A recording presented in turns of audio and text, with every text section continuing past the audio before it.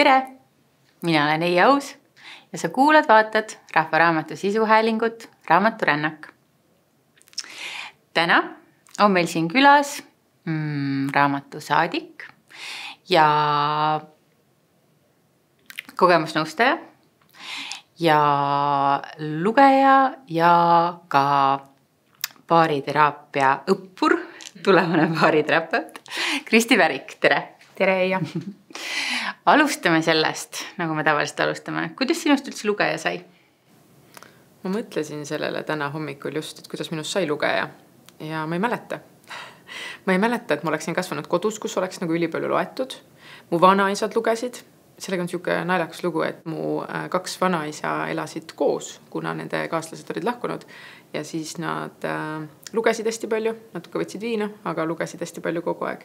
Ja nad tegid seda 2 koos põhimõtteliselt kuni nende mõlema surmani.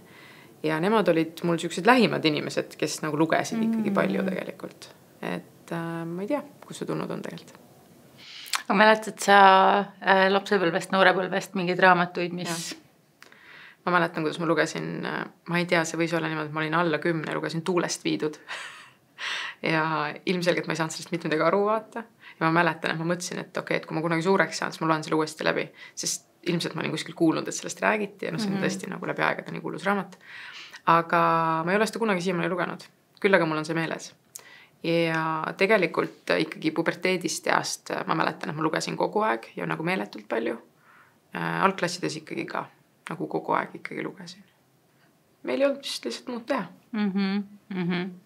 On sul mõned tegelased, kes sind eriliselt kõnetasid või kellega sa samastusid või kelle maailm kuidagi? No ma lugesin Silvia Rannamaa Kadri selles mõttes ikkagi, ma arvan, 10 kordi. Rohkem ilmselt, nii kasu ema ka. Kusjuures ja mina ju kasvasin mõlema vanaemaga, et mul ei olnud seda, et ma oleksin kuidagi kasvanud vanaemaga ja seeläbi kuidagi samastunud. Aga ma arvan, et see oli sellel ajal üks selliseid raamatuid lihtsalt, mis oli suhteliselt ausalt kirjutatud. See oli siuke päeviku vormis, seda oli hästi lihtne lugeda. See oli siuke nagu minuealisele tüdrukule selles mõttes hästi mõnus ikkagi. Ja tegelikult hoolimata sellest, kes ja mismoodi me kasvasime, eks puberteedi eas me üksikuna tundsime ennast ju ikkagi hästi palju ja seal raamatus on just seda juttu hästi palju. Et ma seda mäletan küll nagu hästi palju. Ja ma lugesin neid Perdi raamatuid. Võt need on mul selles mõttes meeles. Mul on meeles, kuidas me oleme Vanamäöres maal. Kohalikus raamatukogus käisime. See on viimane osa. Ja täditütrega koos me olime mitu suve ääres seal ja me iga kord võtsime, me mäleta mitu raamatut korraga sai laenutada. 4 või 6.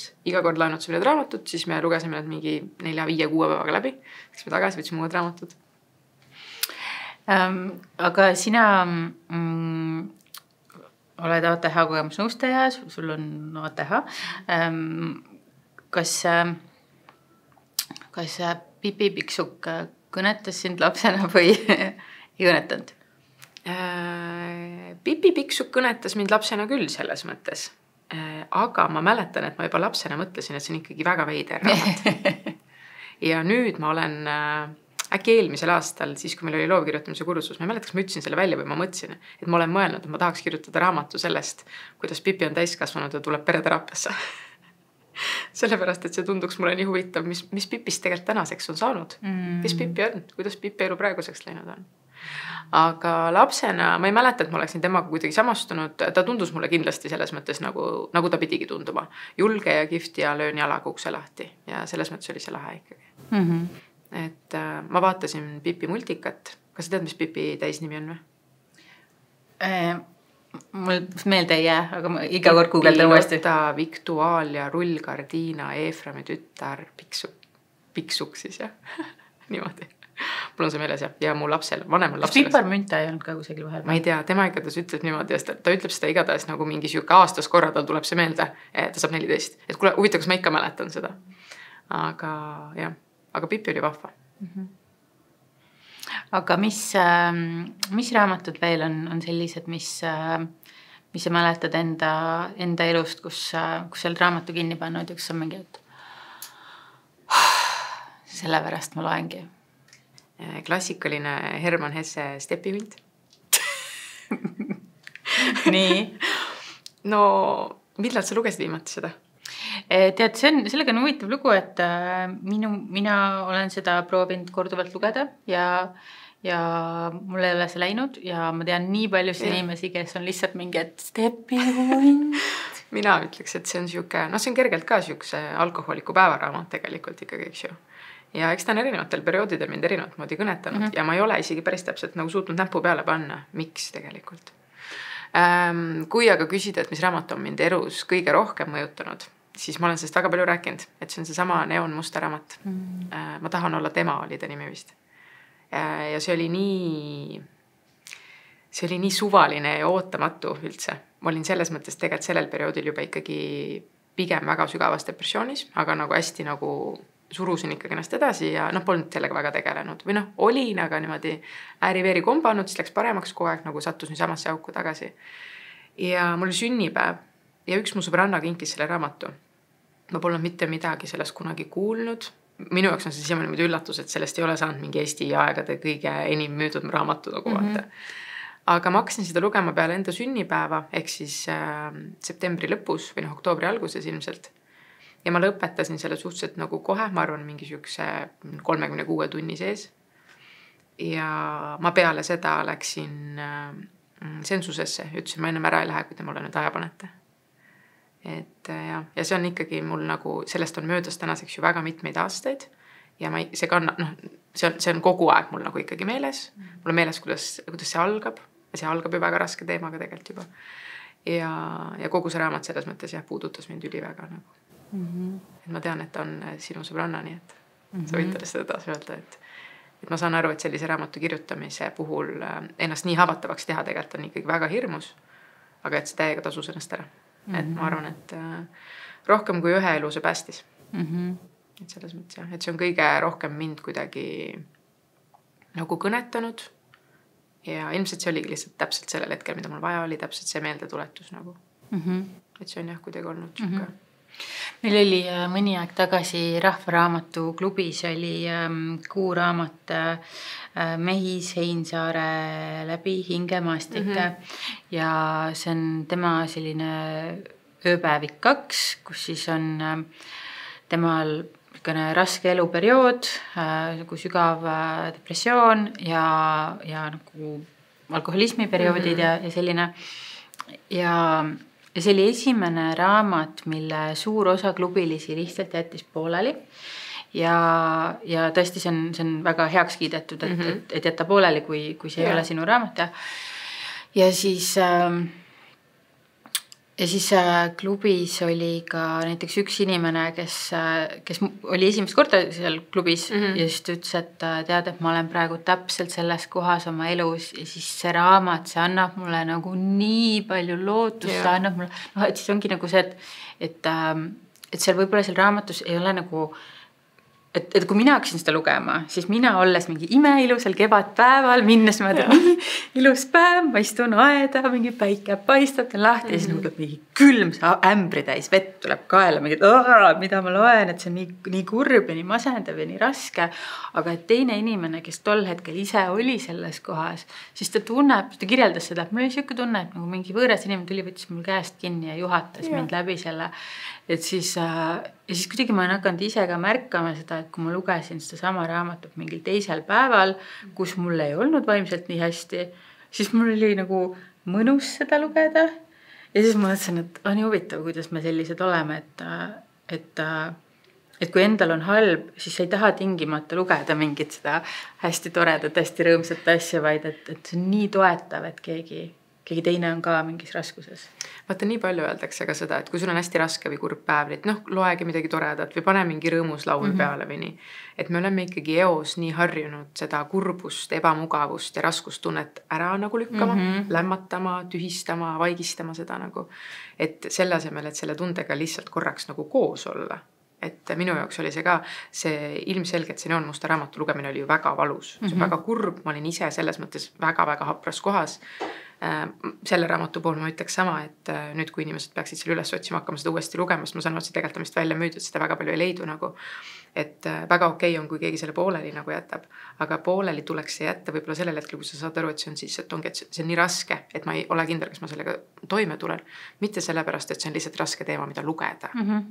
Et näiteks need samad valge sarjaraamatud, mul on siin ainult haritud, aga kogu see valge sarjaraamatud on ju tegelikult siuksed, et nagu nendest ükski pole nagu happy trallalla nii-öelda.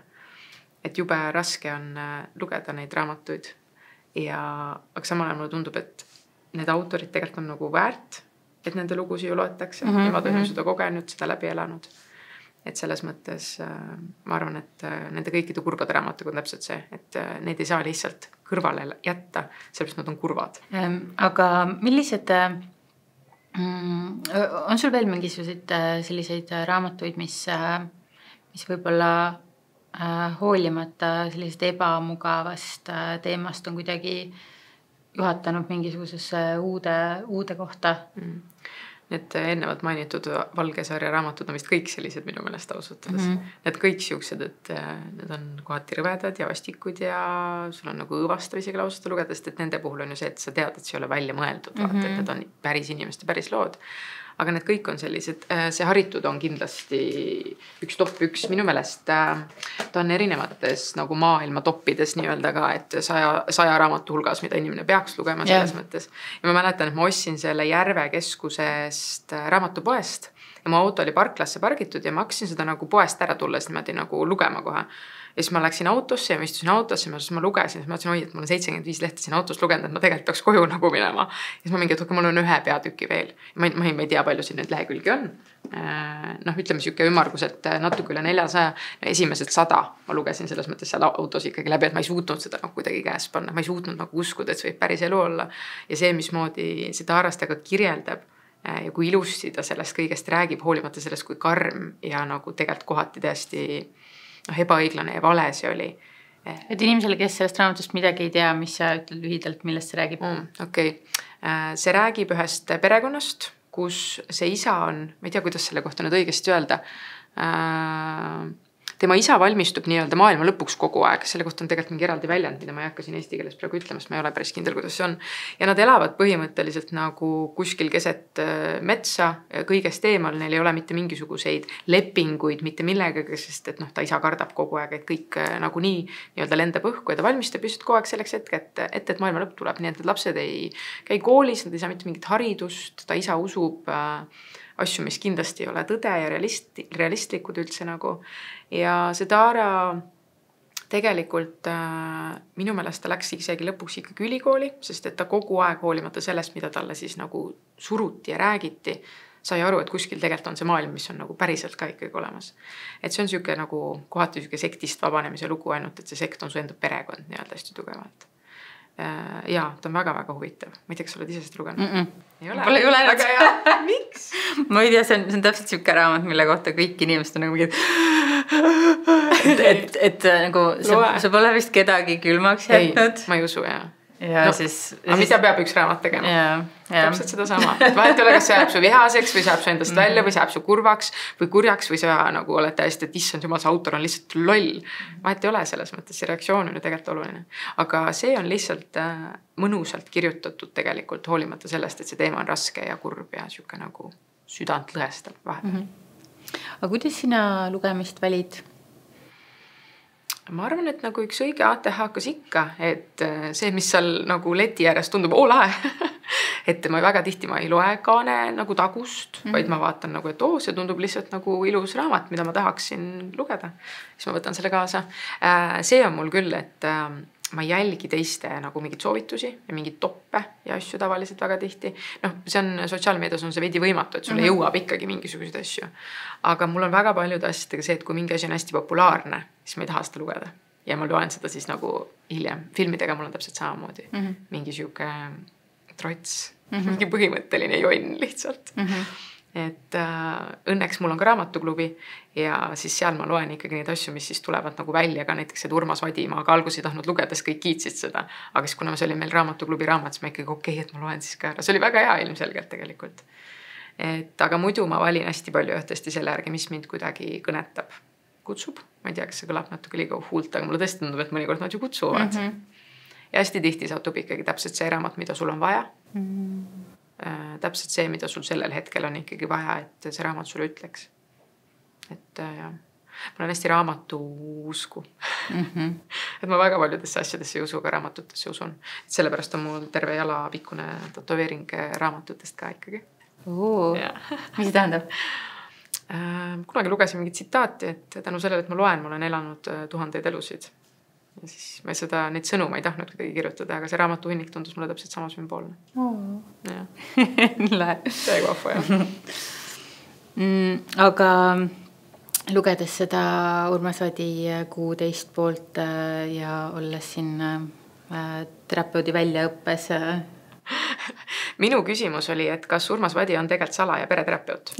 Päriselt ma nagu läksin ja guugeldasin ikkagi selle üle, et olla kindel, sest see tundub tõesti nagu seal oleks kirjutanud ikkagi nagu keegi, kellel on süsteemsest pereterapiast täitsa ikkagi nagu mingi aimdus. No me ei tea, mina ei ole temaga vestelnud, sina ma saan aru, et oled, et kui palju ta seda mingit uurimustööd tegi sellist nagu, aga ma saan aru, et see on tegelikult ju nii-öelda ühe Eesti perelugu ja sealt joonistuvad nii hästi välja igasugused mustrid, see, millist rolli ikkagi mängib perekond ja meie kasvamine ja meie vanemad ja meie kujunemine selles, millised inimesed me täiskasvanud oleme.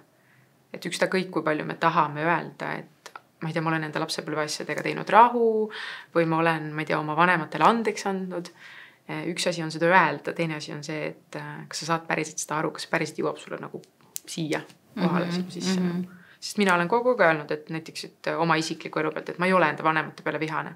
Ilmselgelt mu vanemad on teinud mingisuguseid asju, mida täna nad teeksid ise ka teistmoodi. Küll aga nad tegid sellel hetkel parima selle infoga, mis neil oli. Aga salata ei saa, et see on mind mõjutanud ja see on ikkagi oma jälje jätnud ja praegu ma pean sellega tegelema tegelikult. Et nemad teavad seda ja mina tean seda ka. Aga kuidas ATH-kana sa üldse loed nii palju? See on hea küsimus, seda küsitakse kogu aeg. Minult küsitakse kogu aeg, et kuidas sul saab olla ATH ja sa loed ja mu abikaasa, kellel on ka ATH, ta on kabetaja. Küsitakse, et kuidas on võimalik, et suudad kabet mängida. Ja siis Raido alati ütleb, et aga sellepärast ma suudangi seda kabet mängida, et mul on tegelikult ATH. Ja ma arvan, et mul on raamatutega sama. Et see on see meie hüperkeskendumine olnud nii-öelda kogu aeg. Raamatud on ikkagi omamoodi põgenemine ju tegelikult, eks. Ja ilmselt kasvades mul oli ka ikkagi oma päris palju hetki, mil mul oli vaja tegelikult põgeneda kuskile. Ja kuna reaalses elus mul ei olnud väga palju seda võimalust, siis ma kasutasin raamatuid selle jaoks. Küll aga ATH kogemusnõustamises me räägime hästi palju sellest nagu praktilisest poolest, et kuidas siis tegelikult ikkagi lugema nagu saada. Ja seal on minu meelest mõned väga nagu kindlad asjad, mis aitavad. Üks ülihea asi. Ma teaks, et Jim Quicki tead, et tema raamatuid oled lugenud. Ei ole lugenud. Ta on üks Ameerika mees, kellele kunagi vist ülikoolis öelda, et sinust ei saa mitte midagi. Ja siis ta hakkas mingiks aju või mälu treeneriks ja siis seal tema raamatus kohe suhteliselt alguses on üks ülihea nipp, mis aitab. Et vaata, kui lapsed õpivad lugema, siis on peavad näpuga järgi niimoodi. Et miks täiskasvanud tegelikult seda võiks teha, on üks küsimus. Ja siis ta seal tõstatab ka, aga et täiskasvanud võiks proovida niimoodi, et nad teevad seda sama pacimist siis inglise keeles, aga nad teevad seda enda mittedominantse käega, eks näiteks minu puhul vasaku käega. Ja et see peaks aitama ja aktiviseerima kuidagi natuke rohkem siin üleval midagi. Ja päris palju mu kliendid on öelnud, et sellest on abi. Ma olen ise kasutanud seda kooli nagu tekstide lugemisel, mis mõnikord võivad olla sellised natuke kuivemad tekstid nagu. Ja siis ma olen ise seda proovinud tõesti tänu sellele, et ma niimoodi nagu seda teen, siis mul kuidagi see jõuab mulle paremini kohale. Aga minu meelest inimestel on lugemisega mingisugune hästi kindel nagu idüll.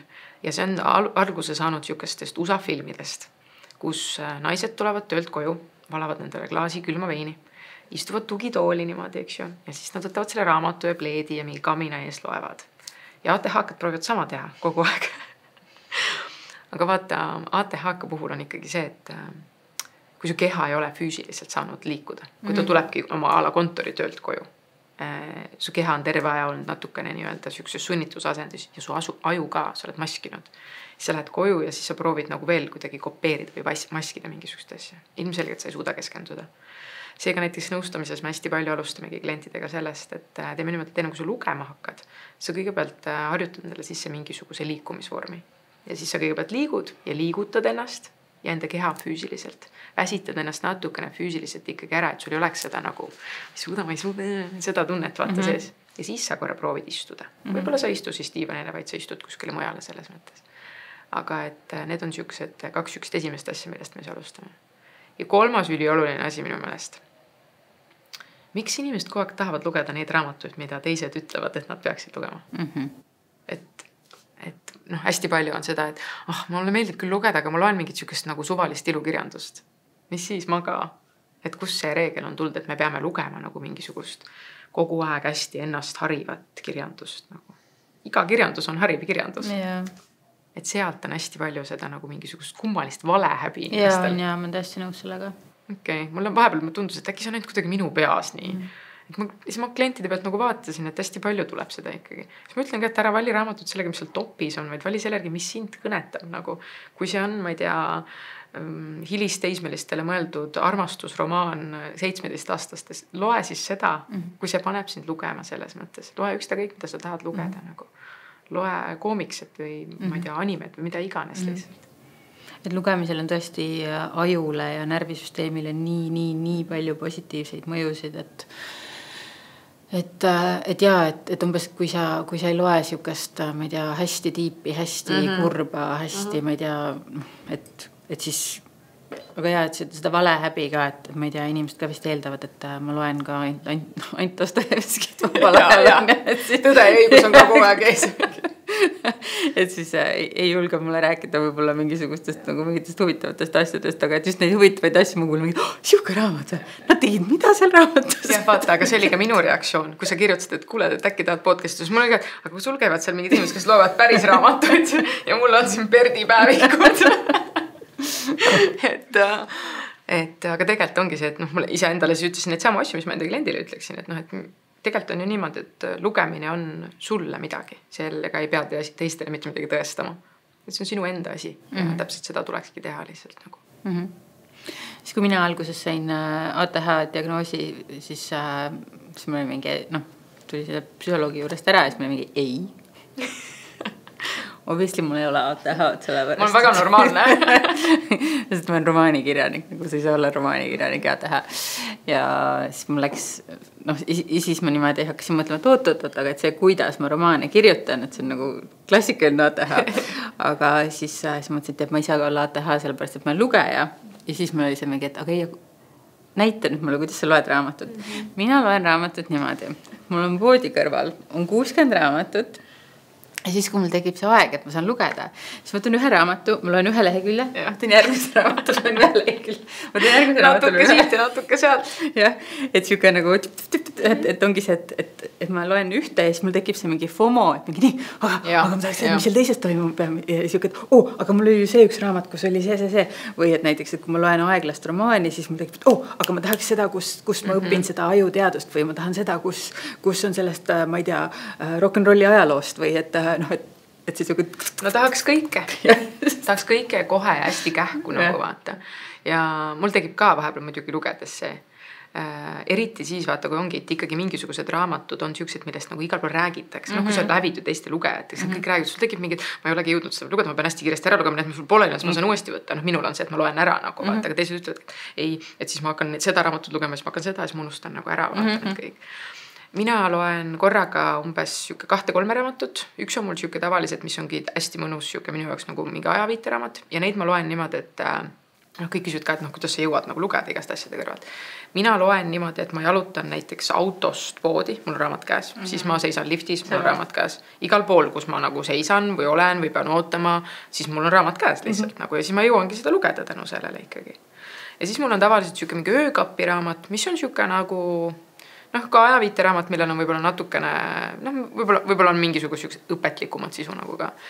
Ja siis 3. osa on mul need nagu kooliks mõeldud raamatud, mis on teistmoodi raamatud. Et pereteraapia nagu õpinguraamatud on tegelikult, ma ei tea, 70-ndatest, 80-ndatest mingid siuksed nagu baasraamatud nii-öelda, mida me siis kooli jaoks peame lugema.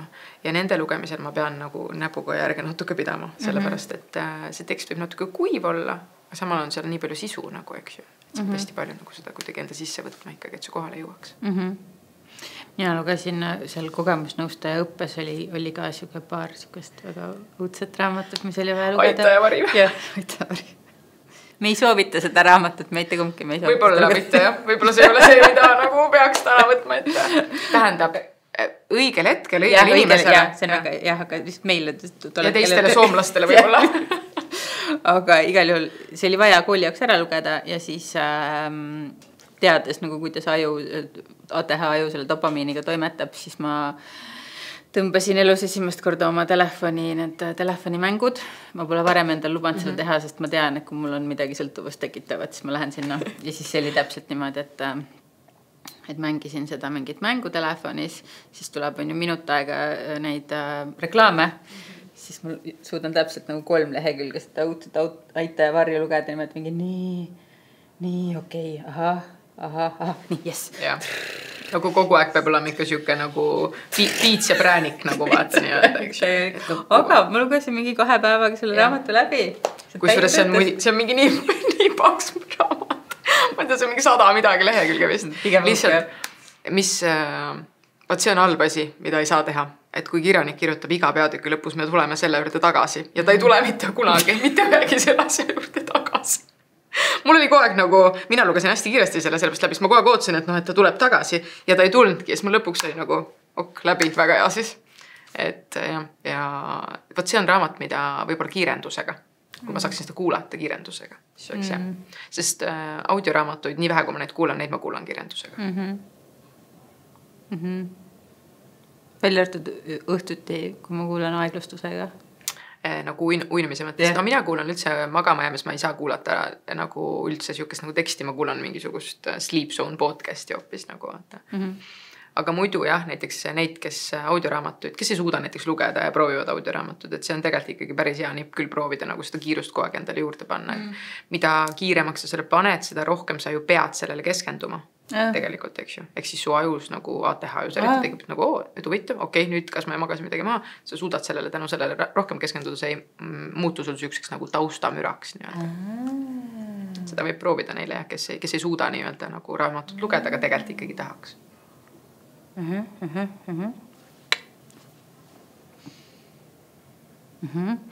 See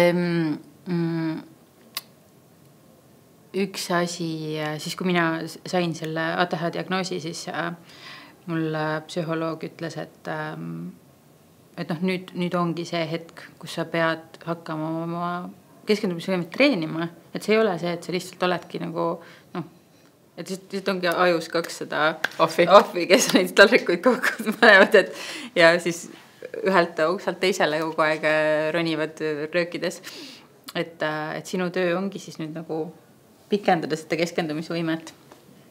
Ja siis alguses ma võitlesin selle vastu, et ei, mul ei ole ATH-d ja nii, siis lõpuks sain aru, et mu keskendumisvõime on alla 2 minuti. Ja siis nüüd ma näen seda, et ma vajan lugemist selleks, et pikendada seda enda keskendumisvõimet. Ja praegu ongi see, et ma olen juba suutnud niimoodi, et ma mõnikord märkan, et ma olen 50 lehekülge järjest raamatut lugenud ja siis ma mõtlen, et no nii. Et iga päev natuke, et alguses oli see, et võtan ühe raamatu, võtan järgmise raamatu ja nüüd on siuke tunne, et ma võin juba terve lühikese raamatu korraga läbi lugeda. Ja, et aju on tegelikult plastiline selles mõttes ikkagi. Et vaata, kui ATH-st räägitakse ka, see on kogu aeg see, et ta ei suuda üldse keskenduda. Vale, suudab väga hästi keskenduda tegevusele, mida ta aju on otsustanud, et nüüd praegu sellele ma tahan keskenduda. Ei suuda lihtsalt keskenduda nendele asjadele mõnikord, millel on vaja, mis on igavad, mis on tuimad, millest mingit dopamiini mina ei saa nii-öelda nagu vaata. Et laste puhul ju täpselt samamoodi tegelikult ATH laste puhul eriti, kõikide laste puhul tegelikult huvitavaid tegevusi ju on tore teha. Jama ongi selles, et kui neurotüüpiline inimene suudab ikkagi teha endale seda Nike sloganit just do it vaata ja nad hakkavad nagu pihta, siis ATH just sul on see lüliti nagu, mis ütleb, et hakka pihta, sa lükkad selle üles ja see läheb kogu aeg alla tagasi nagu.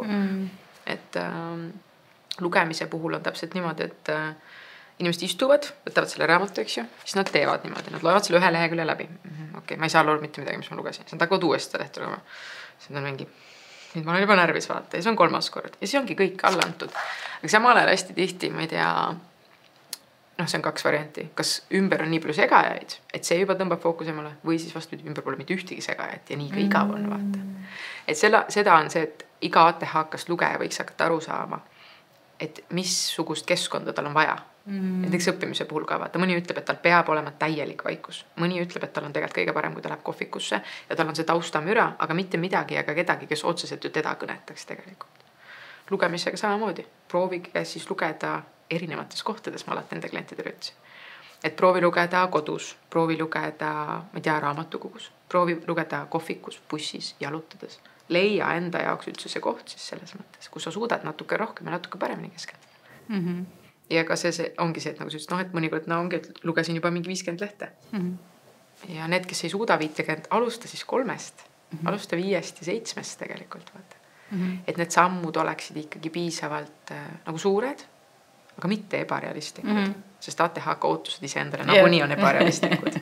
Nüüd esmaspäeval ma hakkan sööma, trennis käima, iga hommik loen raamatut läbi. Kõike hakkan tegema ja just esmaspäeval. Ja siis mõnikord ma ütlen ka klientidele, et kuule, et aga täna näiteks kolmapäev, et alusta neljapäev, sest ta on nagu ei, midagi on nüüd valesti, vaata. Et tegelikult on ju iga päev on uus võimalus. Ja miks mitte iga tund?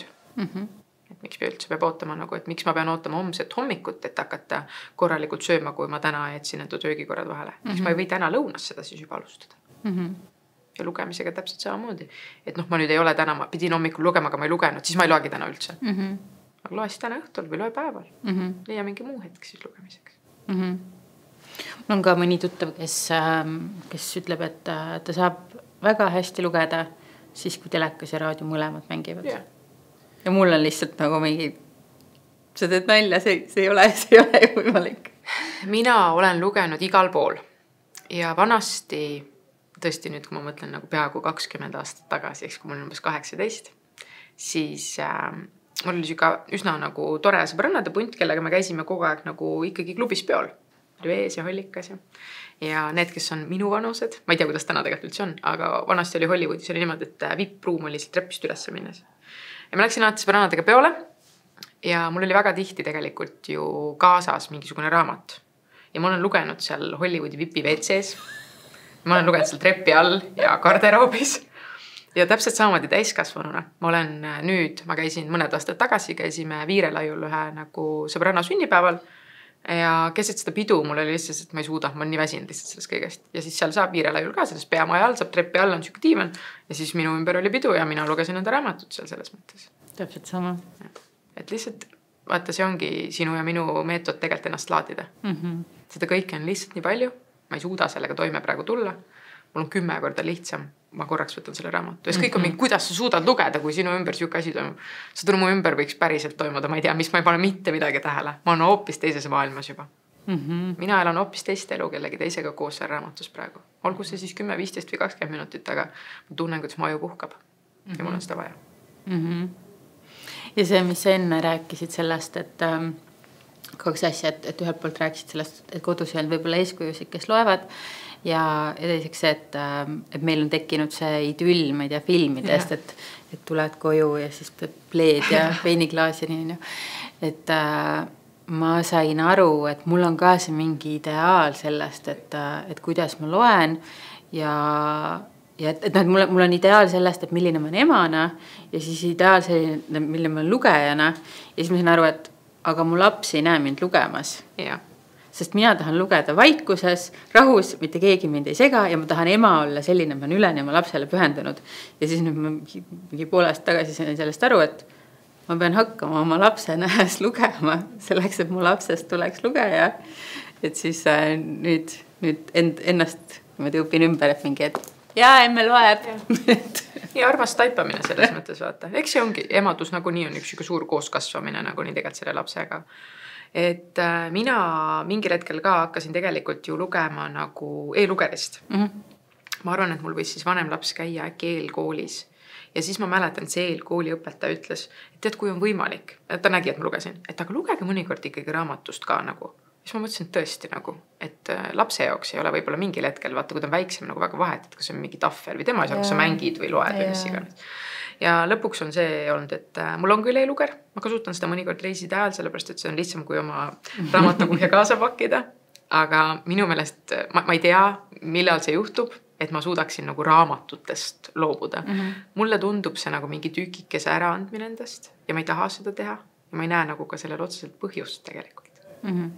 Mis aga puutub lastesse ja lugemisse, siis eile mu noorem laps, kes saab suvel nüüd 10, tema tuli nagu ülevalt korruselt alla, ta oli enda seda nii-öelda kohustuslikku kirjanduse raamatut lugenud ja siis ta tuli alla mingi teise laste raamatuga ja ta istus mu kõrvale diivanil ja hakkas seda lugema. Siis ma olin terve aja nagu niimoodi.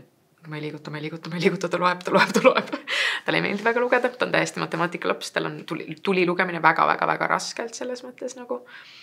Nüüd on nagu näha, et läheb paremaks ja siis ta küsis mu käest, et kuule, kas sa saaksid mulle selle ühest sarjast ühe raamatu tuua. Siis ma olin nagu mingi kohe, ma võin kohe minna. Ma lähen nüüd praegu vaata. Ja võin raketi lähevad nagu sisse. Võta, see raamat, loe. Ja minu vanem laps, mõlemad poisid, eks ju, saab 14 ja ta ei loe. Mina olen lugenud, nagu ma olen tõesti enda laste ees lugenud, lastega koos lugenud, me oleme ka vanemale lapsele põhimõtteliselt terve tema elu ikka veel iga õhtu loeme talle ette mingit raamatut nagu. Ja ta võib nagu enda kohustuslikku kirjandust läbi lugeda, ta loebki selle läbi sellepärast, et nagu me käsime, eks ju. Aga ei tundu üldse, et ta naudiks seda. Ja vahepeal ma olin ka nagu, et issand jumal, nagu miks ja mingi ma olen nii pettunud, siis ma sain aru, et esiteks võib-olla talle tuleb see alles. Teiseks see sama, mis ma ka päris alguses ütlesin, neil on täna nii palju muid asju tegelikult. Neid võimalusi on nii palju vaata. Et ühest küljest on see kurb, teisest küljest on see ju nagu tore, tal on hoopis omad hobid, talle meeldib garaažis igast asju parandada, mina ei tea mitte midagi, mida parandama peab, ma ei saa isegi aru, millest ta räägib poole aega vaata. Siis ma mõtlengi, et ongi, et igale ikkagi oma. Aga lihtsalt jah, et see ka, et näidake eeskuju nagu, et mõnikord võib olla nii, et me näitame, aga nemad ei võta seda võib-olla nii. Ja et öeldakse ka, et laps on kodupeegel ja ma ütlen alati selle peale, et minu lapsed on erinevates kodudest kasvanud sellisel juhul. Nad on väga erinevad lapsed. Sest tegelikult meie ju vanematena muutume, me ei ole samad. Mitte ühelgi õvel ei ole samu vanemaid. See ei ole võimalik lihtsalt. Võib-olla kaksikutel mingil määral. Aga me ju kõik kohandame tegelikult ennast vastavalt sellele, millised on meie nii-öelda vastas olevad inimesed või meie ümber olevad inimesed. Ja vanematena täpselt samamoodi me ju kohandame ennast vastavalt sellele, milline see laps on, milline tema vajadus või ideaalses maailmas võiksime seda teha, eks ju. Vähemalt ma ise tunnen küll, et kuigi mu laste vanuse vahe oli 4 aastat, mis ei ole tegelikult nii palju, siis ma kasvasin selle 4 aastaga meeletult. Et väga suur vahe on, kas sa saad äsja 23-aastasena lapse niimoodi, et sa pole mitte kunagi ühtegi imikut käes hoidnud ja sa paned talle, ma ei tea, mähkmed valepidi jalga ja vaidletõdedega, et sa tead tegelikult ikkagi paremini.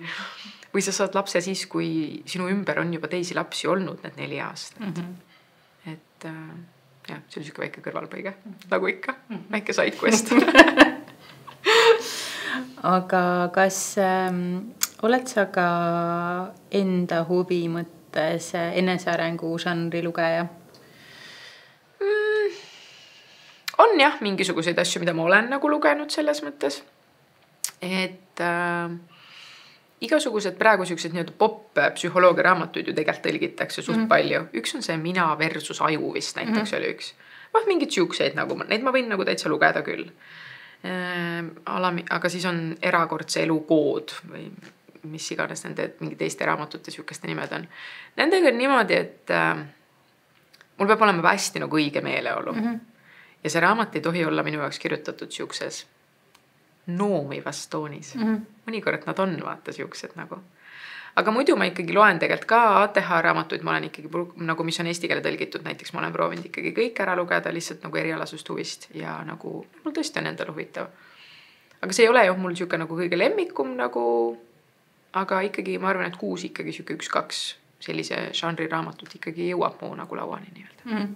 Aga millised ATH raamatud, mis eesti keelde on tõlgitud, on sinu meelest kõige paremad olnud? Või mida sa soovitad oma selle aasta alguses ilmus Äripäeva kirjastusel see sinise ja kollasega raamat ATH-st. Mul ei tule nüüd selle nimi meelde. Jennifer, keegi on selle autor. Me paneme selle lingi siia podcasti alla pärast.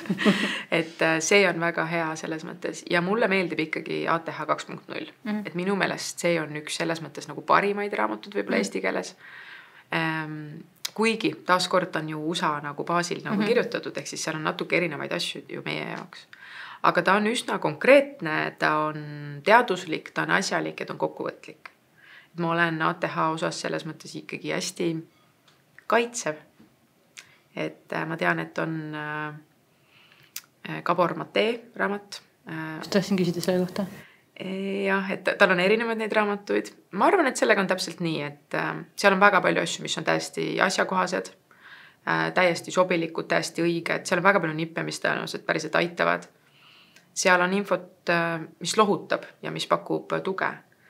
Aga seal on ka infot, mis on teaduslikus mõttes täiesti vale, millel ei ole mitte mingisugust kinnitust. Ja tema enda puhul ka, et ta ei ole tegelikult ju mingi ajuspetsialist või neurospetsialist. Et ma jah, seda päris puhta kullana nagu ei võta. Ja enda klientidele ma ütlen täpselt seda, et loe, kui see sind huvitab. Aga et proovi sealt välja selekteerida ikkagi need asjad nagu. Sest ta rõhub hästi palju vaata sellele, et ATH on seotud lapsepõlve traumaga. Et isiklikult oma klientide pealt tean nii palju inimesi, kellel on olnud täiesti uskumatult kihvt lapsepõlv ja uskumatult toetavad vanemad ja süsteemid ja igast ühest võiks hakata mingisugust traumat välja imema, kui me tahaksime selles mõttes. Aga et see ei päde alati tegelikult. Seda on jah uuritud palju ja et see on tõesti ju täitsa laastav inimestel, kes hakkavad siis otsima seda traumat, et süüdistama oma vanemaid ja nagu leiutama seda, mida tegelikult ei ole olnud. Ja vanemana ka vaata, eks ju, et minu peres on ju kõikidel ATH. See ei olnud mingi üllatus, kui mu abikaasa diagnoosi sai kunagi, ma ei tea, tänaseks mingi 7 aastat tagasi vist, eks ju.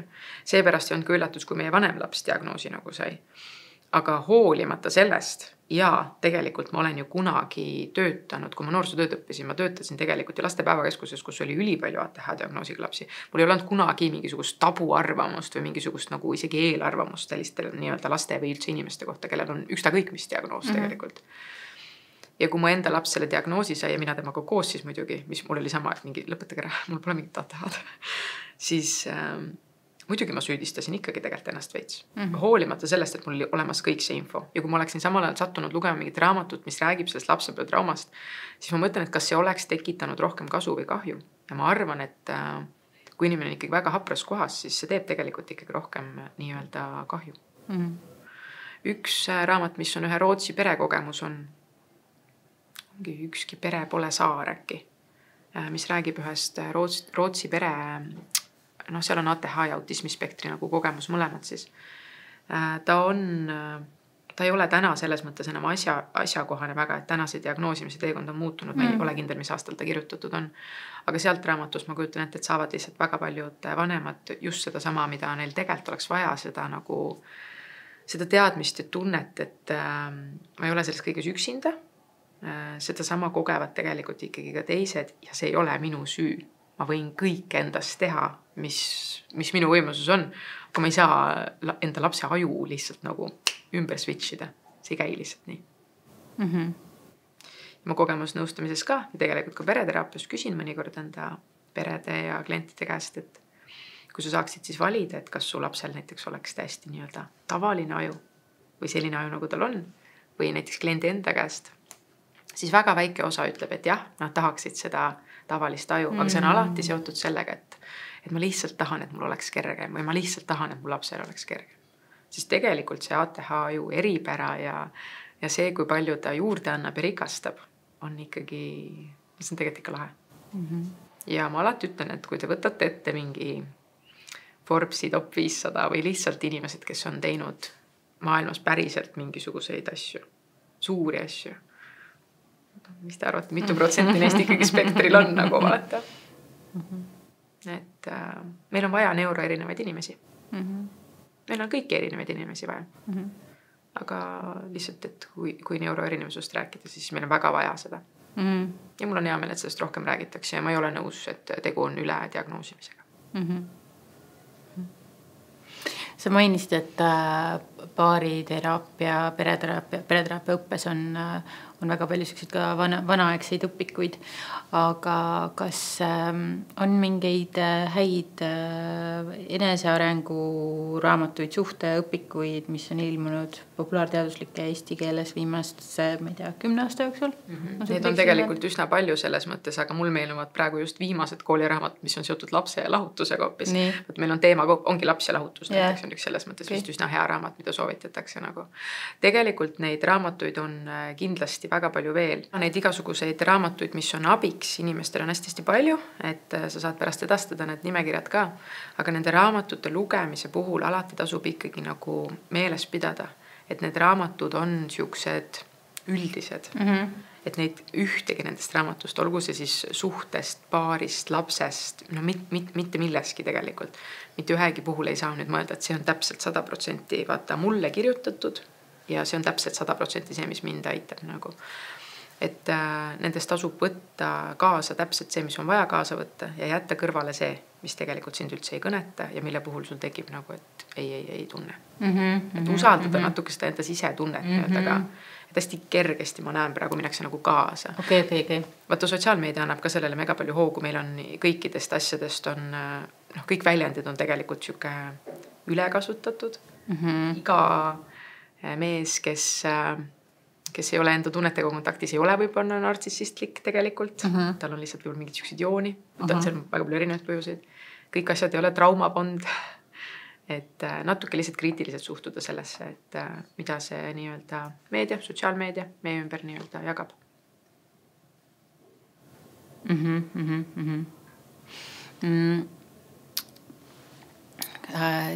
Sealt edasi võib-olla üks huvitav teema, mis on mind viimasel ajal üllatanud, et kui suur osa minu tutvusringkonnast on kui lahtise rõõmsa sülega läinud tehisarurüppe. Et hiljuti kuulsin, et üks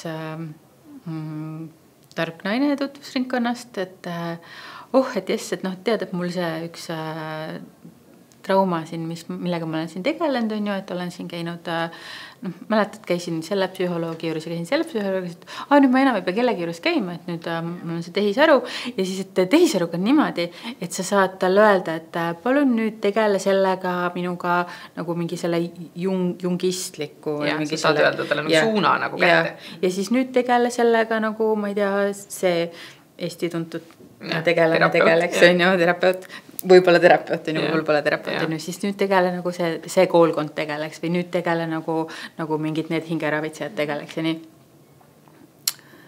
Ja siis mulle tundub see nagu nii hirmus, et ei ole mitte kedagi, kes seda inimest kinni püüab, et lihtsalt nagu laseb endal kõik asjad lahti teha ja kõik haavad lahti rapsida, aga mitte kedagi ei ole ju seal nagu päriselt vastas, kes... Ma kogu aeg ütlen selle peale nagu ka, et see on ka üks nendest põhjustest, miks ma olen alati olnud natuke skeptiline igasuguse siukse hästi holistilise teraapia suuna osas. Ja ma ei ole selles mõttes üldse nagu vastu sellele, sest on väga palju holistilisi teraapia suundasi, mida nagu kombineerides nii-öelda, ma ei tea, tavameditsiini ja asjadega tulemused on ju superhead. Kuna vaata, aga meil on reguleerimata hästi see, kes mida teha võib, kes ennast kuidagi nimetada võib nagu, siis inimesed võib-olla hästi nagu julgelt hüppavad mingitesse asjadesse sisse. Ja ma kogu aeg nagu, mitte tegelikult ainult enda klientidele, vaid ka enda sõbrannadele annan ikkagi kaasa selle mõtte, et alati tasub mõelda, et see inimene, kelle juurde ma viin ennast, et kui ta mu lahti kisub, kas ta oskab mind ka kokku aidata lappida. Ja tehisaru puhul täpselt samamoodi. Et kui ta need asjad nagu lahti kisub, kas ta suudab mind ka kokku panna. Et see on ilmselt ka üks nendest põhjustest, miks mina ei karda küll, et kuidagi tehisaru üle võtab terapeutide töö näiteks. See pole võimalik, ta mitte kunagi ei õppida nägema ja hoomama niimoodi inimese kehakeelt, näiteks pereteraapia mõttes. Minu jaoks on ju, sa võid sinna kogu enda loo ära esitada, ta võib sulle väga head infot anda. Ma ütlen ausalt, ma arvan, et nagu ma ise kasutan ka ikkagi nädalas mitu korda mingite asjade küsimise jaoks talt abi või ta annab mingi suuna kätte. Aga pereterapeudina näiteks ma vaatan seda, mis järjekorras nad uksest sisse tulevad ja mismoodi nad enda riided ära panevad ja mismoodi nad teineteist vaatavad, millises järjekorras nad istuvad, kõik siuksed asjad on ju minu jaoks see, mis loob tegelikult nagu ka väga suure pildi. Et ja see ei ole niimoodi, et ma nüüd nagu mingi selle ütlen, vaid lihtsalt sa märkad neid asju. Me märkame neid asju ka ju igapäevaelus tegelikult kogu aeg.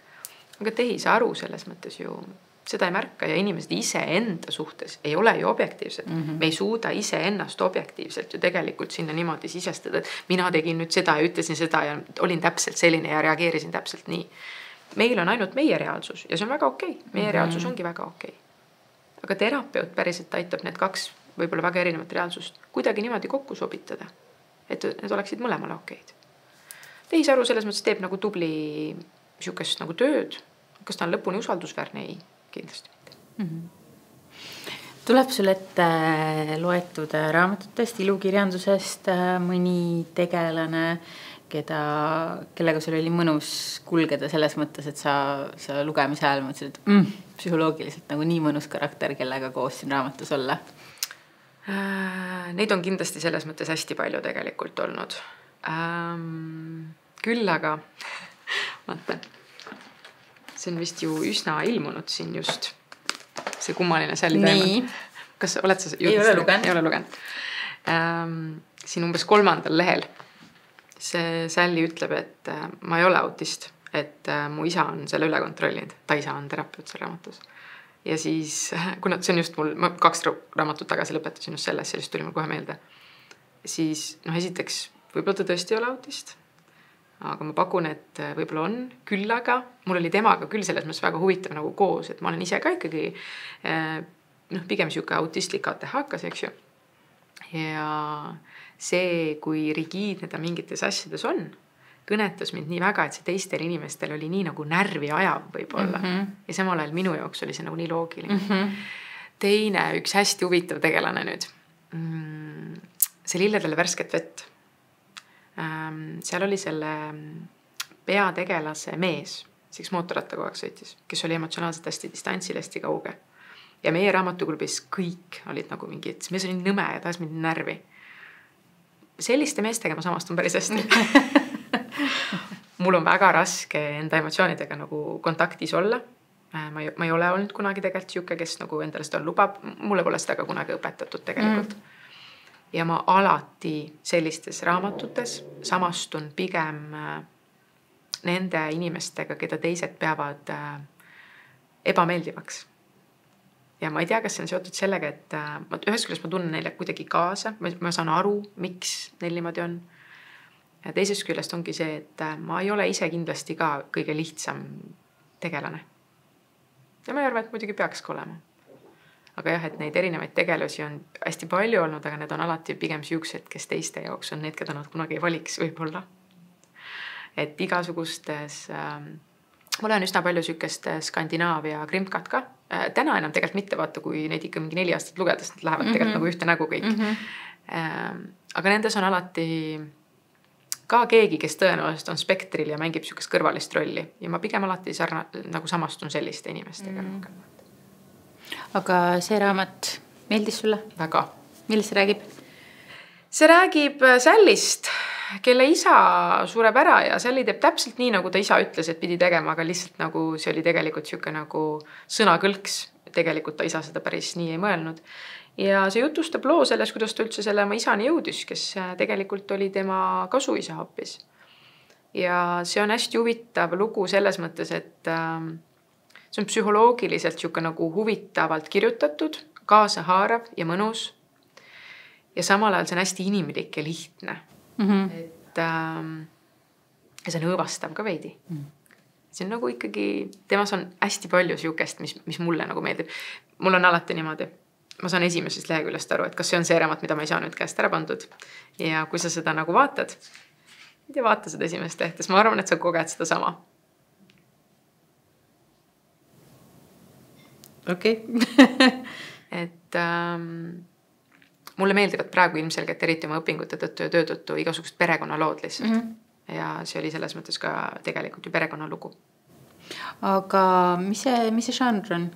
Ma ei oska sulle öelda ausalt. Ma ütleks, et see on mingi psühholoogiline krimi, põnevus, midagi siukest nagu vaata.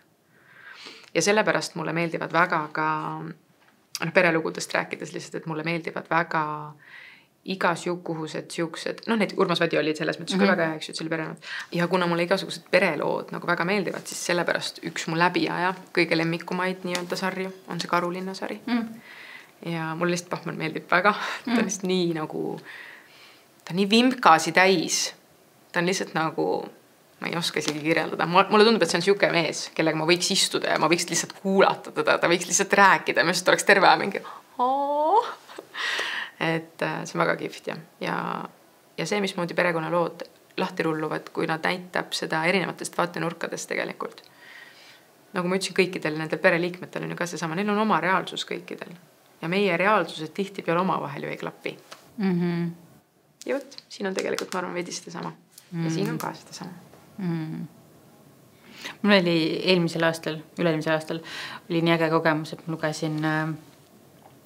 lugesin Elin Kalhedi Eufooriat, kes on siis Skandinaavia kirjanik ja siis raamatut lugedes mõtlesin, issand, et see on täpselt siuke inimene, kellega ma tahaks lihtsalt istuda ja juttu rääkida ja siis ma ei tea, universum kuulis ja ma sain nagu mul avanes võimalus lihtsalt nagu poole ööni taga istuda Pegasuse terrassil ja rääkida juttu ja rääkida kõikidest nendest asjadest. Ja siis vahepeal tulid teised inimesed, mingi vabandust, kas me võime siia istuda? Ja siis ma ei, keegi istus ja ma sain aru, et ma olin nii ebaviisakas, aga mul oli mingi, et saate aru, ma lugesin seda raamatut ja ma mõtlesin terve aja, et ma tahaksin selle kirjanikuga istuda ja rääkida ja nüüd mitte keegi te ei tule ja meid segama. Vot, siin on siuke huvitav ringi hetk nüüd sinu jaoks, et mina lugesin Tüdrukukest niimoodi ja mõtlesin, et kui huvitav võiks olla selle autoriga rääkida. Ja ma mäletan, et ma mõtlesin just, et mulle tundub, et see võiks olla raamat, mis võiks olla nagu, see võiks olla osa kohustuslikust kirjandusest ikkagi nagu gümnaasiumis. Võib-olla me liigume sinna poole. Ja ühtlasi ma proovisin siis täna mõelda, et kuidas me tuttavaks saime ja ma ei mäleta. Mina ei tea, kas sina mäletad? Ei mäleta. Küll tuleb meelde. Küll tuleb meelde. Ja see raamat? Jaa, see on, eks ju, tegelikult siis Rowlingu varju nimi ja see on tema see Grimka sari. Ja see on üks läbiajamu siukseid lemmikuid Grimka sari. Et kes ei ole seda lugenud, siis see esimene osa on hästi õhukene võrreldes nende teistega. Äkki see viimane osa? Ei, seda ei ole siin. Seda poes lihtsalt nägin seda just, et see hakkas mulle just silma, et need on hästi paksud. Ja ta on maalinud sinna tegelikult täpselt samasuguse päris mängumaailma nagu tegelikult ju Harry Potteris on. Ja ma tean, et autorina ta on hästi vastakas tegelikult täna. Tema väljaütlemised on ju olnud selles mõttes viimastel aastatel hästi tundlikud ja kohati täiesti kohatud. Ja see tekitab minus alati väga suurt segadust. Tegelikult täpselt samamoodi oli vene kirjanikega viimastel aastatel ja vene keelega üleüldse näiteks. Et mul ei ole siin mingisugust õiget ega valet vastust, vaid mulle tundub, et need teemad ei ole kunagi nii mustvalged lihtsalt. Aga ma olen need kõik sarja raamatud ikkagi ära lugenud, hoolimata sellest, et ma tegelikult mingil hetkel selle autori sõnavõttude tõttu kaalusin pooleli jätmist. Ja siis ma sain aru, et ma ei suuda. Ma olin lihtsalt nii sõltuvuses, mul oli vaja teada, mis raamatus ikkagi nagu kuidagi edasi saab. Aga see on üks kõige pesuehtsem briti Grimka üldse, mis kulgeb. Aga see kulgeb niimoodi, et mitte ühtegi korda sa ei mõtle, et mul on igav või mis nüüd saab või ma tahaks, et need oleks teistmoodi, sest et see läheb täpselt nii, nagu sul on vaja, et see läheb. Aga see ei sobi ilmselt sellisele lugejale, kes tahab nagu siukest kiiret lõpplahendust ja siukest, kes tahab, et näiteks iga raamatu lõpus oleks ikkagi kuidagi siuke nagu täielik, nagu, et nüüd on kõik kokku võetud. Siin ikkagi kõik otsad jäävad nagu lahtiseks ja mulle see meeldib. Plus see annab alati sulle võimalus ise nagu ette kujutada, et mina tahaks, et oleks nii ja nii ja nii. Üks asi veel, mis tuli mul meelde seoses kogu selle pereteraapiaga ja vajaduse pere- ja paariteraapia järele, on ka see, et need illusioonid, mis meil on sellest, missugune peaks olema üks suhe, üks armastus, üks kirg. Et kui nüüd olles 20 aastat teraapias käinud 20 aastat siin igasuguste psühholoogiakeskuste uksi kulutanud ja oma raha sinna jätnud ja hästi palju tarku raamatuid lugenud, siis nüüd ma märkan, lugedes seda mingit tuulest viidud kirjeldust või vihurimäed või nii edasi, et või Jane Eyre'i või mul kohe keelega kompens, kuidas ta hüüdis kilomeetrite kaugustele ja see mees kuulis 3000 kilomeetrit oli vahet. Ma ei ole sihukest armastust veel kogenud, ma siiamaani otsin ja ma olen abielus, vaata.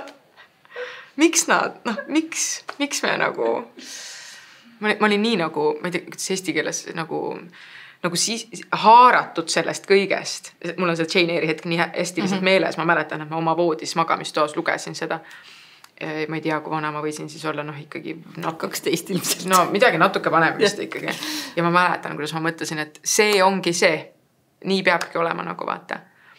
Teine on Prantsuse leitnandi tüdruk või? Ka, kus on samamoodi siuke nagu armastus. Ja see loob illusioone. Mitte ainult ju tegelikult täiskasvanutele mõeldud raamatud ei loo selliseid illusioone, vaid minu lemmik on muinasjutud. Ja siis nad elasid õnnelikult elu lõpuni. Nad just abiellusid, elu alles algas, kõik alles jõuab veel pekki minna, olgem ausad tegelikult. Ja täna hommikul just sattusime sõbrannadega rääkima sellest, kuna koolikohustuslikus kirjandus tuli juttu, 3.-4. klassi kirjandus on hästi palju, vennad lõvisüdamed ja hästi palju hästi masendavaid raamatuid, olgem ausad tegelikult. Ja siis jõudsime ka muinasjuttudeni, siis mul tuli praegu ja seal tähendab hommikul ka meelde see, et uinuv kaunitar näiteks. Ta magas ja mingi vend hakkas seda suudlema. Et see ei ole tegelikult võib-olla see, mida me peaksime nagu eeskujuks tooma. Et võib-olla natuke oleks aeg neid ikkagi kohandada. See kõlab nii kriitiliselt ja nii nagu kibestunult vist minust. Aga nii tegelikult lihtsalt kuidagi on.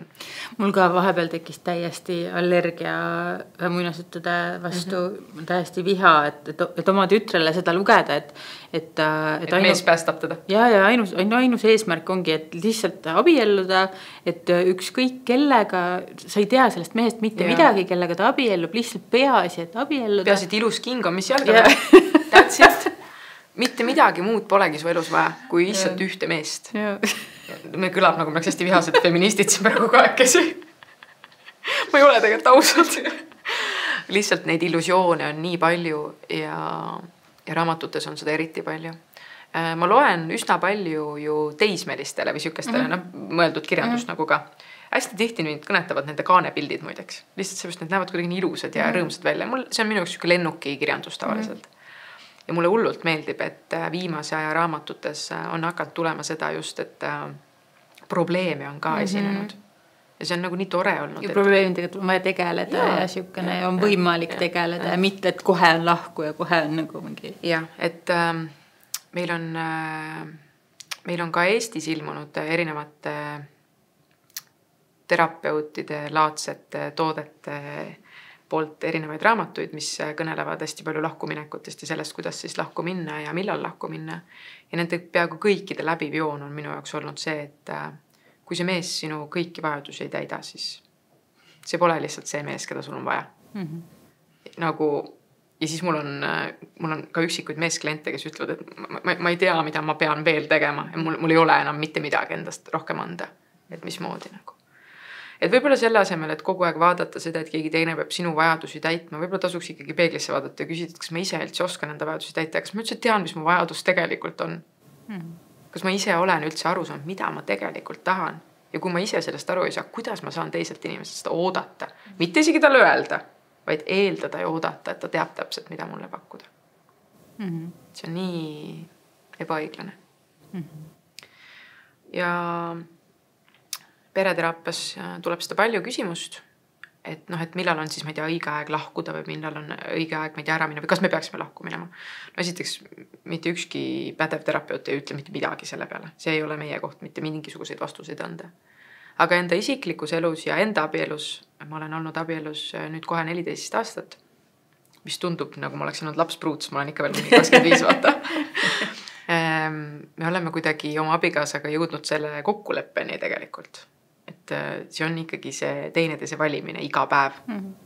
Ja eriti siis, kui sa ei taha tegelikult valida seda enda kaaslast. Muidugi seal tuleb piir ette. Kõikidel asjadel tuleb piir ette ja sellepärast tulebki enda vajadusi ju teada ja tajuda, et kus see sinu piir siis on. Aga lahku minna lihtsalt sellepärast, et kõik polegi nii, nagu raamatus oli. Noh, ma ei tea. Kaugele nii jõuab.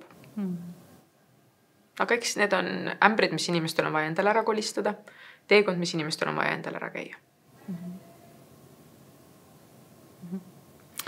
Ma siis võib-olla siit viskaksin sulle küsimuse, millele sa ei pea mulle kohe vastama, aga ma viskaksin ka selle kõigile meie vaatajatele, et kirjutage mulle podcast@rahvaraamat.ee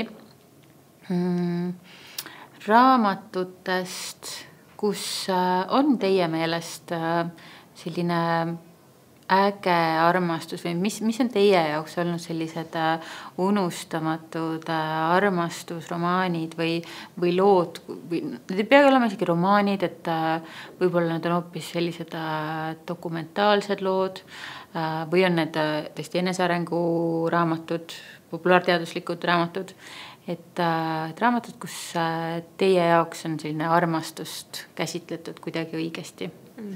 Siis võid mulle ka pärast kirjutada ja me saame panna siia selle episoodi alla. Mul tuli tegelikult meelde küll, see on veidi raskem, vaata, aga Paberloss on see raamat, kus on, see on natuke, seal on natuke nagu siukseid keerulisemaid teemasid ka, aga ma mäletan, et see suhte dünaamika oli seal siuke, et see on inimlik lihtsalt.